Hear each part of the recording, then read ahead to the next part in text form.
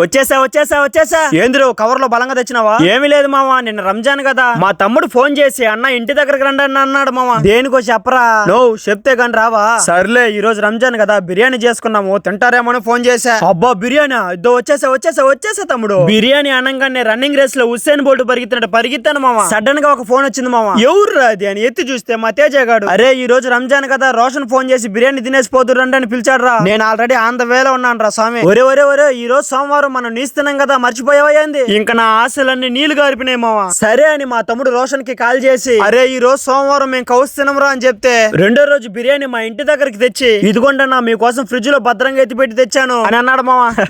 ఊరికే చెప్పేలా మావా, మా కోసం స్పెషల్ గా చేసి మరీ తెచ్చాడు మావా. ఇంకా బిర్యానీ ప్లేట్ లో వేసుకొని ముక్క కొరుక్కొని తింటుంటే నోట్లో నవ్వ రసాలు ఊరుతున్నాయి మావా. టేస్ట్ మాత్రం అదిరింది. నాకే సాలదు కదరా నాయన అనుకుంటే మధ్యలో మా తేజ కూడా వచ్చి నాకు కూడా బెటర్ అన్నాడు మావా. సర్లే ఇంకేం చేస్తాం, తిను దొబ్బి తింటా. మా ఓడేదో చెప్తున్నాడు చూడండి మావా. Thank you so much Roshan.